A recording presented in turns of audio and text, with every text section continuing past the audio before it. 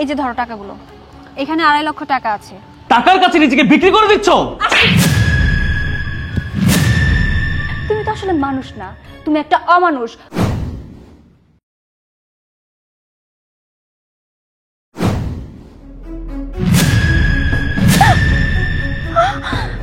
আরে এটা তুই কি করলি? ছোট লোকের বাচ্চা, চোখে দেখিস না? চোখের মাথা খেয়েছিস নাকি? দিলি তো আমার পাটা নোংরা করে। এখন কি করব আমি? আসি এ ম্যাডাম, আসলে আমার ভুল হয়ে গেছে, ডিমটা ভিতরে রাখতে গিয়ে আপনার পায়ে ভাঙে গেছে আর কি। একদম চুপ, মিথ্যা কথা বলার একদম চেষ্টা করবি না। আমি জানি তোদের মতো ছোট লোকরা এরকম ভুলই বারবার করে। এখন আমি কি করব? আসলে ম্যাডাম বিশ্বাস করেন, আমি ইচ্ছা করে নাই। আপনি দাঁড়ান, আমি পরিষ্কার করে দিয়েছি। একদম না, একদম আমার পায়ে তুই টাচ করার চেষ্টা করবি না। কি একটা অবস্থা! এই তুই কি অন্ধ নাকি? হ্যাঁ, তুই কাজটা করলি কি? এখন আমরা কিভাবে যাব? সেটাই তো। এক কাজ করো, তুমি এখানে দাঁড়াও, আমি একটু দেখি আশেপাশে পানি আছে কিনা।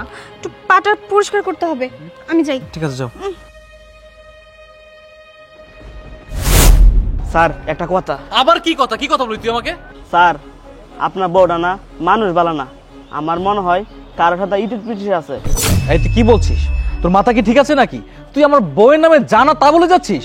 আসলে স্যার, আপনার বউ না প্রত্যেকদিন একটা লোকের সাথে দেখা করে, আর প্রত্যেকদিন তারা টাকা দেয়। তুই যা বলছিস তা কি সত্য? দেখ, যদি এটা মিথ্যা হয়ে থাকে আমি কিন্তু তোকে পুলিশে দিব। স্যার, আমি পুলিশের কথা আপনি যাই বলেন, আমি কিন্তু ভয় পাই না। আপনি যদি আমার কথা বিশ্বাস না করেন তাহলে শুনেন।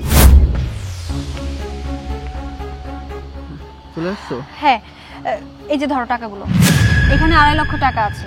হয়ে যাবে আশা করি। অথই, তুমি টাকাটা দিয়ে অনেক বড় উপকার করলে। হয়তো এই উপকারটা না করলে অনেক বড় ক্ষতি হয়ে যেত। এভাবে কেন বলছো? তোমার যেমন দায়িত্ব আছে ঠিক ওইরকম আমারও দায়িত্ব আছে। আর আমি আমার দায়িত্বের দিক থেকে এই 2.5 লক্ষ টাকা দিলাম। তুমি এই টাকাগুলো দিয়ে যা যা করা দরকার ঠিক তাই করবে, কেমন? আচ্ছা ঠিক আছে। আচ্ছা শোনো, এখন আর বেশি কথা বলতে পারছি না। আবার আশিক যদি জেনে ফেলে তাহলে খুব ঝামেলা হয়ে যাবে। আমি গেলাম। আচ্ছা ঠিক আছে, সাবধানে যেও।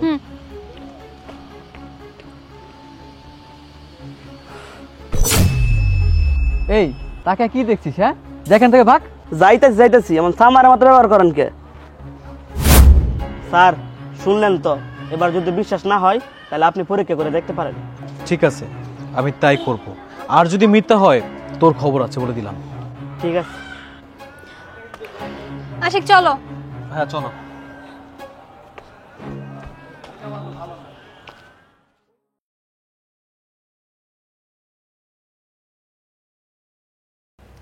অথই, তোমার কাছে যে টাকাগুলো নিয়েছিলাম ওইগুলো ফেরত দিতে আসছি।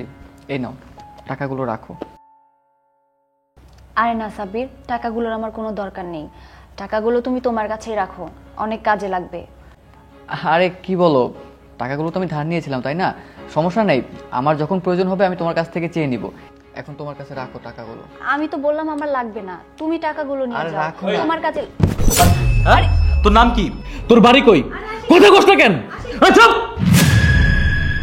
কি আশিক আশিক কি পরকে করতেছো তাই না? লজ্জা লাগে না তোমার?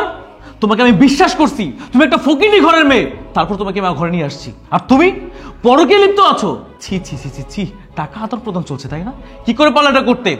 আমাকে মুচি ছেলেটা ঠিকই বলেছে যে তুমি পরকে লিপ্ত আছো, তুমি একটা ছেলেকে টাকা দিচ্ছ, আর আজকে তো আমার চোখের সামনে প্রমাণ হয়ে গেল। কি করে পারলা? টাকার কাছে নিজেকে বিক্রি করে দিচ্ছ?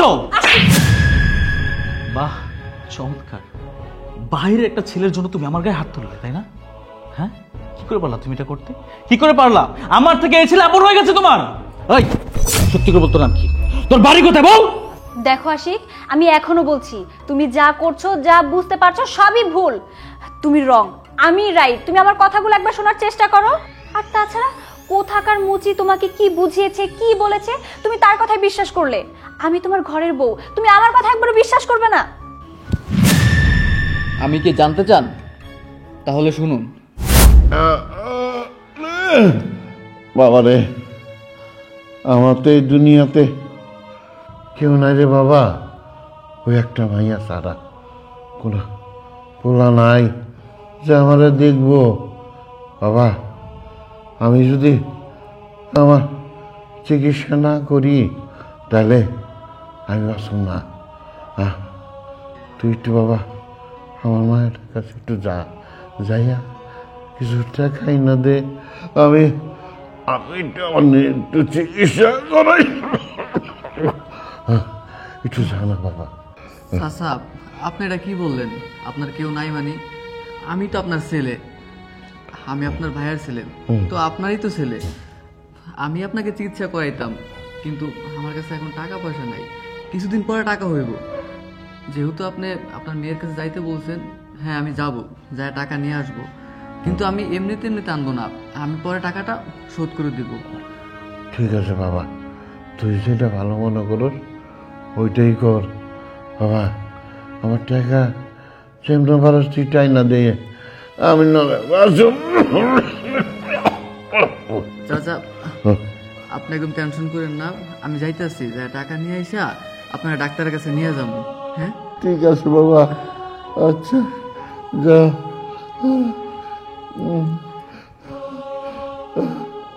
আল্লাহ, কি এবার সবকিছু বুঝতে পেরেছো? ক্লিয়ার হয়েছে তুমি? আমার নিজের কাছে নিজেরই লজ্জা লাগছে যে তুমি আমার হাজবেন্ড, যে কিনা আমাকে একবার বোঝার চেষ্টা করনি। তুমি আমাকে ভুল বুঝে গেছো সামান্য একটা মুচির কথায়। তুমি আমাকে চরিত্রহীনা ভেবেছো। ছি আশিক, যে আশিককে আমি এত ভালোবেসে তার সাথে সংসার করছি, আমার ওই অসুস্থ বাবাকে আমি চোখের দেখা পর্যন্ত দেখি না। কার কারণে? শুধুমাত্র তোমার কারণে। তুমি বলেছো তোমার সাথে সংসার করতে হলে আমি আমার ওই গরিব বাবার সাথে কোনো সম্পর্ক রাখতে পারবো না, আমি আমার অসুস্থ বাবার ধারে কাছে যেতে পারবো না। হ্যাঁ, আমি তোমার কথা রাখার জন্য আমার অসুস্থ বাবার মুখটা দেখি না আজকে কতদিন হয়ে গেল। আমার কি ইচ্ছে করে না আমার বাবাকে দেখার জন্য? আর তুমি তো আসলে মানুষ না, তুমি একটা অমানুষ। তোমার ভেতরে কোনো মনুষ্যত্বই কাজ করে না। যদি তাই কাজ করতো তাহলে অবশ্যই আমার বাবার সাথে তুমি সম্পর্ক রাখতে, আমার বাবাকে তুমি একটা বারের জন্য দেখতে যেতে, খোঁজ খবর রাখতে। কারণ যতই হোক সে তোমার শ্বশুর, এটা তুমি ভুলে গেছো। আর আমার বাবা অসুস্থ বলে আমার ভাই সাব্বির, আমার কাজিন, যদিও তোমার কাছ থেকে এটা আমি লুকিয়েছিলাম, তবে আজকে যেহেতু সবকিছু কথা এখানেই হচ্ছে তাই আমি ক্লিয়ার করে দিচ্ছি যে ও আমার কাজিন। এই টাকাগুলো আমি ওকে দিয়েছি শুধুমাত্র আমার বাবার চিকিৎসার জন্য। হয়তোবা বিষয়টা আমি তোমার কাছে লুকিয়েছি, কিন্তু আমার বাবার চিকিৎসার জন্য এই টাকাগুলো আমি দিয়েছি তোমার কাছ থেকে অনুমতি না নিয়ে। তার জন্য আমি তোমার কাছে ক্ষমা চাচ্ছি। কিন্তু হ্যাঁ, তুমি যে কাজটা করেছো এই কাজটা একদম ঠিক করনি। তুমি আমাকে ভুল বুঝেছো, তুমি আমাকে অবিশ্বাস করেছো। অথই, আই এম সরি। আসলে আমি না বুঝে তোমার সাথে খারাপ বিহেভ করে ফেলেছি, আর ভাইয়াকে নিয়ে সন্দেহ করে ফেলেছি। ওর কথা শুনে হঠাৎ করে আমার মাথায় রাগ উঠে গিয়েছিল, আর যখন ঘরে এসে দেখলাম যে তোমরা দুজন একসাথে বসে আছো, তখন আর রাগটা কন্ট্রোল করতে পারিনি। প্লিজ তুমি আমাকে ক্ষমা করে দাও। ভাইয়া, আমি আপনার কাছে হাত জোড় করে ক্ষমা চাচ্ছি। আমি বড় ভুল করে ফেলেছি।